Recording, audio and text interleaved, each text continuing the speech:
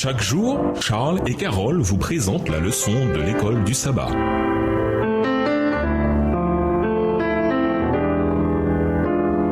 Bienvenue dans votre émission. Dieu nous parle. Nous voilà à la leçon de jeudi. S'organiser pour la mission. Comme nous l'avons vu tout ce trimestre, mais il vaut la peine de le répéter, nous sommes en tant qu'Église organisée et unie pour la mission, pour atteindre le monde. Nous ne sommes pas qu'un club social composé de gens qui partagent les mêmes idées, qui se réunissent et s'affirment réciproquement dans ce qu'ils croient, bien que cela soit également important. Nous avons été réunis pour partager avec le monde la vérité que nous avons appris à aimer. Dans Matthieu 28, les versets 18 à 20, Jésus a donné à ses disciples ses dernières instructions pour la mission auprès du monde. Identifiez les mots-clés de l'ordre de Jésus. Qu'impliquent ces paroles pour l'Église aujourd'hui? Matthieu 28, versets 18 à 20. Alors Jésus s'approcha d'eux et leur parla ainsi. J'ai reçu tout pouvoir dans le ciel et sur la terre. Allez donc dans le monde entier, faites des disciples parmi tous les peuples, baptisez-les au nom du Père, du Fils et du Saint-Esprit, et apprenez-leur à obéir à tout ce que je vous ai prescrit. Et voici, je suis moi-même avec vous chaque jour jusqu'à la fin du monde. Le grand mandat de Jésus à ses disciples comprend 4 verbes clés. Aller, faire des disciples, baptiser et enseigner. D'après la grammaire grecque de ces versets, le verbe principal est faire des disciples. Les 3 autres verbes indiquant simplement la manière d'atteindre cet objectif. Les croyants peuvent faire des disciples quand ils vont vers les nations pour prêcher l'évangile, pour baptiser des gens et pour leur enseigner à observer ce que Jésus a dit. Quand l'Église répond à ce mandat, le royaume de Dieu s'agrandit et de plus en plus de gens rejoignent les rangs de ceux qui acceptent Jésus comme sauveur. Leur obéissance aux ordres de Jésus d'être baptisés et d'observer ses enseignements crée une famille universelle. Les nouveaux disciples sont assurés de la présence de Jésus chaque jour alors qu'eux-mêmes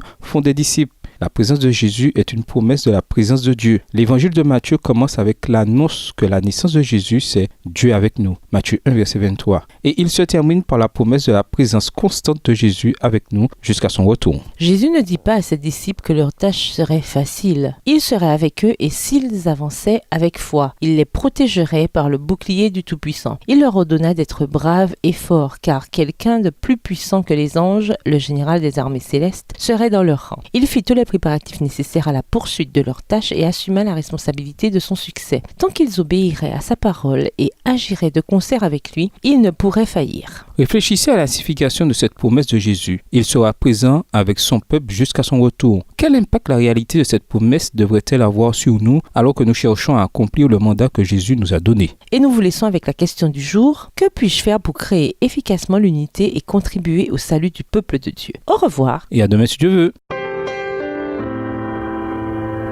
Dieu nous parle. Chaque jour, Charles et Carole vous présentent la leçon de l'école du sabbat.